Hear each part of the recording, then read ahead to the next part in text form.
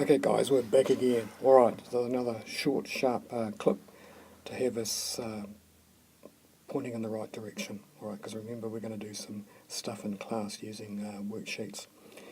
Alright, well what I want to do is start using the model. So we're going to look at three things. We're going to look at what are called positive output gaps. And they're associated with a lot of inflation. We're going to look at negative output gaps associated with unemployment. And we're going to look at a negative supply shock. Those are the three things that we're going to model. And these are the three things that I could possibly assess you on. Okay. So I guess pay attention. Alright, here we go. So here's our template. Right. Not even thinking about it, just on automatic. So the economy is here, the economy is intending to go to there, but there's some intervening news.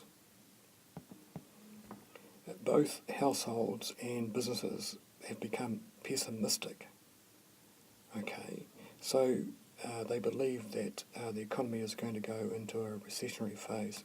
So what are they going to do? Well, they're going to reduce their household consumption spending, and they're going to reduce the investment spending, aren't they? That's going to affect the aggregate demand curve. So which curve am I going to move? I'm going to move the aggregate demand curve, aren't I? And I'm going to move it this way. It makes sense. Now, what I want you to see is that we've got a gap opening up here, haven't we? That's the extent of the gap, and that's YE, and that's YP. So YE and YP are no longer equal to each other. In fact, YE is less than YP. So what's the model telling us? Well, the first thing that the model is telling us is that we've got some inflation, haven't we? And that's the extent of the inflation. That's not much. And also we've got some unemployment, agreed, because the economy is producing below its potential. In other words, some resources are not being used. All right, so this, if you haven't worked it out, this is a negative output gap. All right, move on. Again, look, here's the template.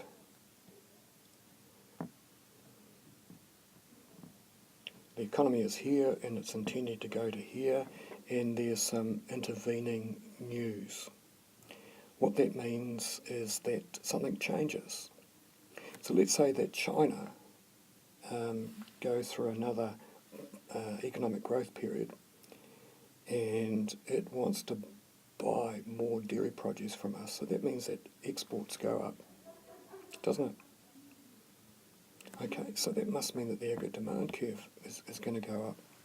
Right, so I have to shift that short run aggregate demand curve, and I'm going to do that now. Now, what's happened? I'll just fix this curve up, just make it a little bit bigger. Okay, so what's happened? Well, what I want you to see is that we've got another gap opening up, haven't we?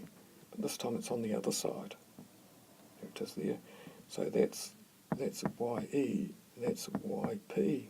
So what we know is that YE is greater than YP.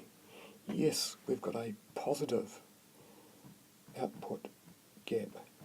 So we're currently temporarily producing beyond our potential. And so what's the modelling telling us? Well, it's telling us that all the resources are fully employed, so there'll be a low level of unemployment, or in other words, employment will be high. The other thing that it's also telling us, or predicting for us, is that the level of inflation is going to be large, isn't it? I mean, look at that increase in the price level. It's quite large. So that's a positive output gap. Alright, so let's just do the next one, so quickly, otherwise YouTube won't let me load this clip. Alright, so just watch. here we go. So you should be getting tired of me doing this. It's just easy peasy. Look, there we go. The economy is here.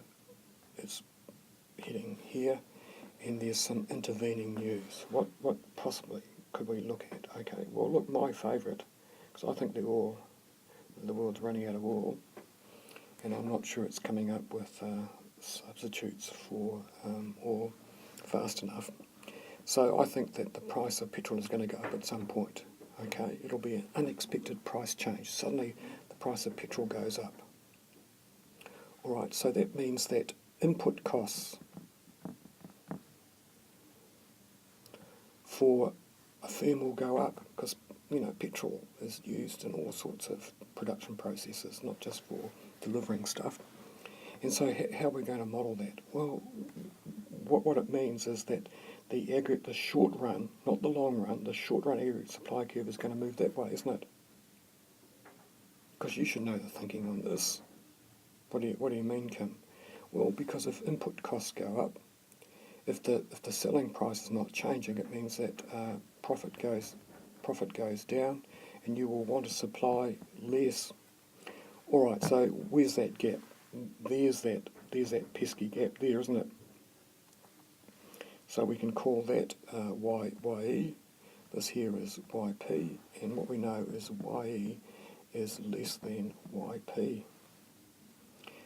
What's the model telling us? Well, it's telling us that there's going to be an increase in unemployment because we're in recession.